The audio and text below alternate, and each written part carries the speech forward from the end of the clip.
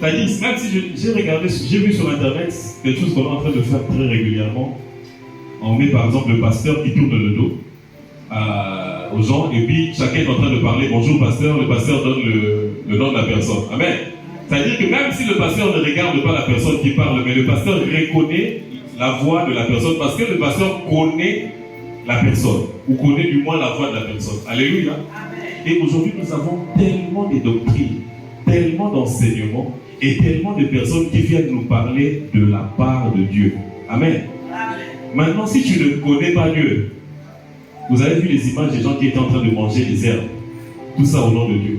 Vous avez vu des gens qui ont régné leur famille, tout ça au nom de qui? De Dieu.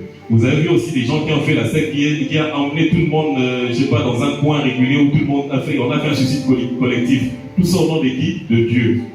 Finalement, qu'est-ce que Dieu demande, qu'est-ce que Dieu ne demande pas? Qu'est-ce qu'on doit savoir, qu'est-ce qu'on doit faire, qu'est-ce qu'on ne doit pas faire? Et pour cela, tu dois connaître Dieu. Parce que si tu connais Dieu, quand Dieu parlera, tu reconnaîtras sa voix. Alléluia. Nous faisons parfois des choses qui sont contraires à Dieu pour la simple et bonne raison que nous ne connaissons pas Dieu. Du moins pas suffisamment. Parce que si nous connaissions suffisamment Dieu, nous allions reconnaître que la voix qui parle là, ce n'est pas la voix de Dieu. Amen. Si nous connaissons suffisamment Dieu, nous allons comprendre l'acte qu'on me demande de poser là. Ce n'est pas Dieu qui me demande de le poser parce que Dieu ne peut pas demander ça. Amen. Alléluia. Si nous connaissons réellement Dieu, il y a des doctrines que nous n'allons pas épouser. Si nous connaissons réellement Dieu, il y a des actes que nous n'allons pas faire. Il y a des choses que nous n'allons pas suivre. Aujourd'hui, nous nous mettons dans des choses, surtout que nous sommes arrivés à un temps où c'est le temps des voyants. Amen. Maintenant, c'est le voyant qui voit tout, qui voit comment tu es né, qui voit dans quelle chambre tu as dormi, qui voit tes parents, les parents de tes parents, les parents des parents de tes parents. Et quand ils font des choses comme ça, tu es tellement impressionné. Tout ce qu'il va te dire après, tu te dis, si des choses là, forcément, il a des milliers de Dieu. Amen.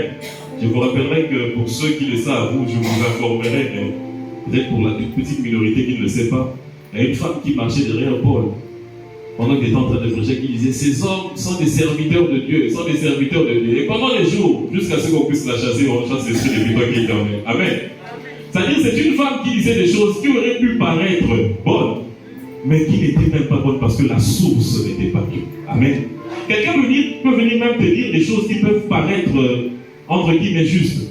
Mais parfois, le plus important, ce n'est pas ce qu'on dit, mais c'est qui le dit. Alléluia.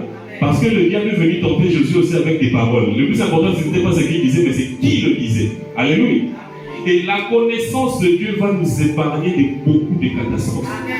Il y a beaucoup de catastrophes que nous subissons dans la vie, tout simplement parce que nous ne connaissons pas Dieu.